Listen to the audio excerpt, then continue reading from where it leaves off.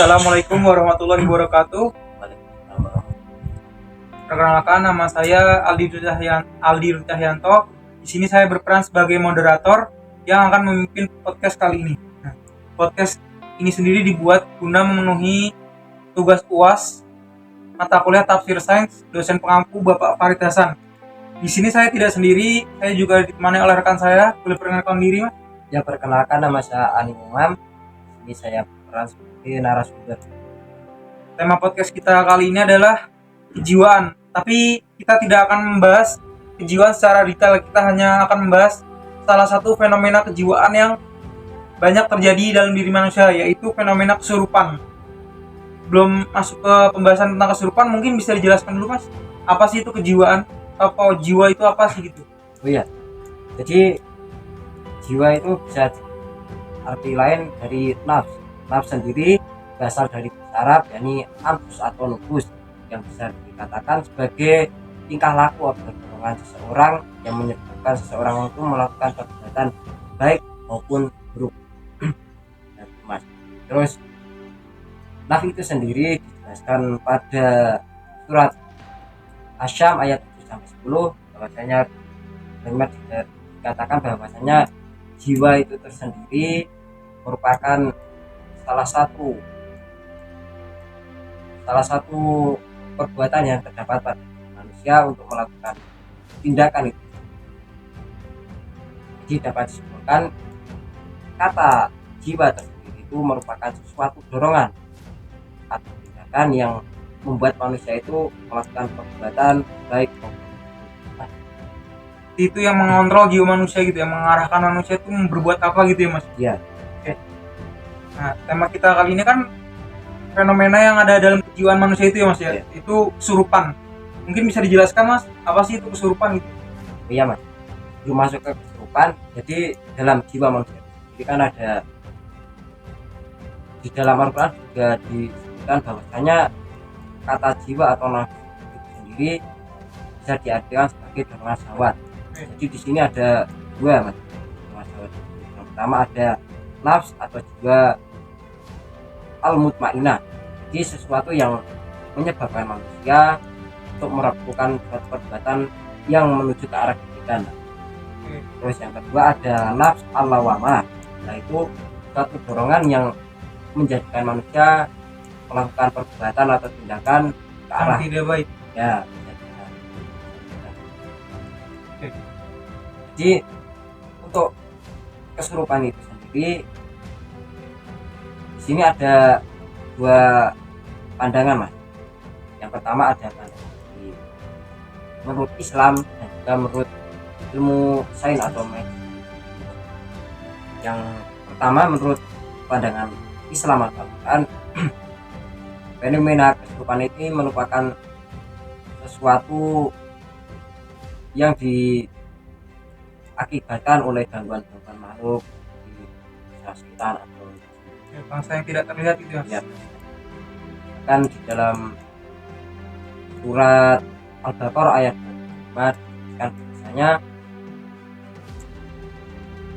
Syekh Asyam mengatakan bahwasanya Imam Al-Qurtubi mengambil ayat Al-Baqarah ayat ini, dia mengatakan bahwasanya dia menampi pandangan skeptis tentang seorang yang menolak adanya gangguan atau kesurupan sendiri yang dibaca oleh bahasa jin dan lain sebagainya. Nah, dalam ayat Al-Baqarah, surat Al-Baqarah ayat 5 ini kan tidak langsung menjerumus ke kesurupan itu sendiri, Mas. Iya. Jadi dalamnya itu Ini nafsirannya gitu, Mas. nafsirannya kan. Pandang dari Imam Al-Qurtubi yang tadi sudah Mas jelaskan. Ya, di dalam surat Al-Baqarah ini kan riba itu merupakan suatu perbuatan yang jahat. Nah, di sini kan perbuatan yang setelah itu atas dasar pengaruh dari makhluk Oke, jadi ada hasutan gitu, Mas ya. ya. Yang memancing hawa nafsu manusia untuk melakukan hal tersebut. Nah, itu. Kalau kita bisa ditarik, misalnya fenomena kesurupan itu merupakan salah satu gangguan yang diberikan oleh malaikat.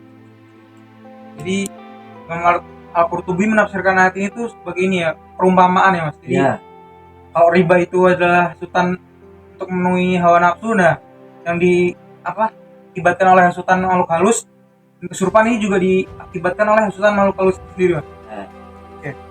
Jadi kan Masnya sudah menjelaskan mengenai kesurupan ya, Mas. Kalau boleh tahu apa sih, Mas, penyebabnya mengapa seseorang tuh bisa sampai kesurupan gitu loh, Mas? belum masuk ke akal. Nah, ini kan tadi saya kan kesurupan itu sendiri kan tadi saya baru menjelaskan dari segi agama. Nah, nah, kan menurut pandangan medis itu kesurupan itu jadi bisa disebut dengan trans. Trans itu dimana seseorang hilang kesadaran. Jadi seseorang tidak bisa mengontrol diri, tidak bisa mengendalikan apa yang terdapat dalam jiwanya. Jadi dalam ilmu psikologi itu kesurupan bisa diakibatkan oleh itu, Mas. Kalau dari faktornya kan tadi tanya faktor loh. Ya. Nah itu kalau ditarik dari pandangan medis, kesurupan itu tersendiri diakibatkan oleh gangguan yang terdapat pada diri manusia sendiri. Seperti contohnya, misalnya kita sudah banyak pikiran, bahkan kita stres. Oke. Kita stres lama-lama kita kalut dalam stres sendiri, kita mengalami tekanan batin yang mendalam. Nah itu kan kita lama-lama kosong, itu mungkin bisa mengakibatkan Hilang kendali. seseorang. Nah, tapi selain itu menurut pandangan Islam juga ada penyebabnya. Nah, menurut Islam dari jiwa yang kosong itu yang kita mengalami beban itu masih stres itu kita mudah dimasuki oleh sosok-sosok atau makhluk-makhluk yang tak terlihat seperti jin, setan. Nah, kita mudah dipengaruhi orang yang hilang kesadaran atau kalut masalahnya itulah itu. Berarti di sini pandangan menurut Islam dan sains ini memiliki kecocokan gitu, Mas. Jadi sama-sama kondisi seorang tuh dalam jiwanya tuh kosong gitu ya, larut dalam kesedihan. Maka dari itu, nah di sini peluang makhluk halus mulai memainkan perannya untuk merasuki manusia gitu, Mas. Ya, mempengaruhi manusia menuju ke arah yang buruk, jiwaan yang buruk gitu ya. Jadi kalau kesurupan itu kalau menurut medis ya, Mas, itu ada kemungkinan. Nah, kesurupan itu kan dia tidak bisa menentukan diri, teman. Ya, dia suatu ketika akan kesurupan dia tidak sadar bahwa ya, misalnya kan kita normal, teman. Ya. Kita kan normal, kita yang kan kita dalam keadaan sadar. Dia ketika terjadinya kesurupan itu dia tidak bisa sadar secara normal. Jadi nggak tahu apa yang terjadi gitu ya, Mas, atas dirinya sendiri. Tapi di sisi lain menurut pandangan psikolog atau sendiri bahwa kesurupan itu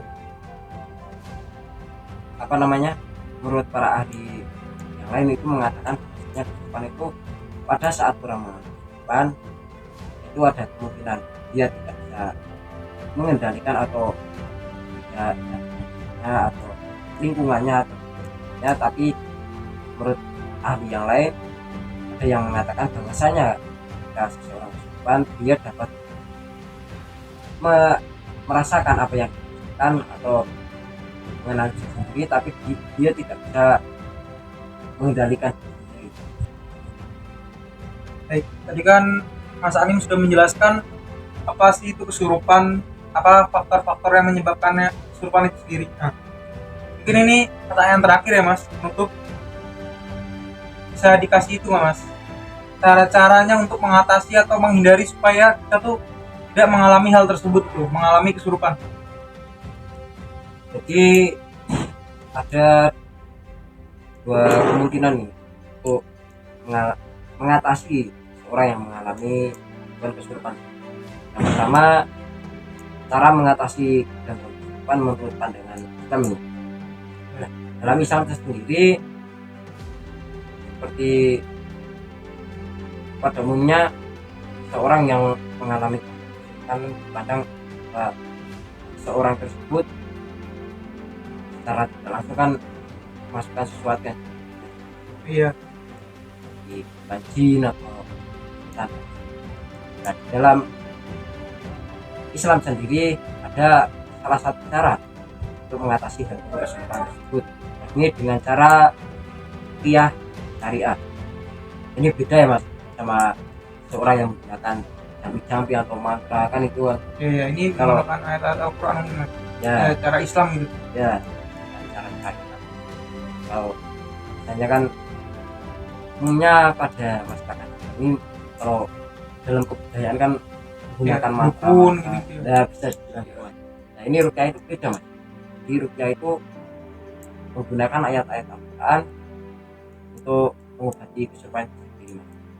Jadi ada salah satu menurut pandangan Zainal Arifin bahwasanya ruqyah ini merupakan salah satu salah satu cara mengatasi gangguan kesurupan tersebut yang sangat efektif menurut pandangan Islam.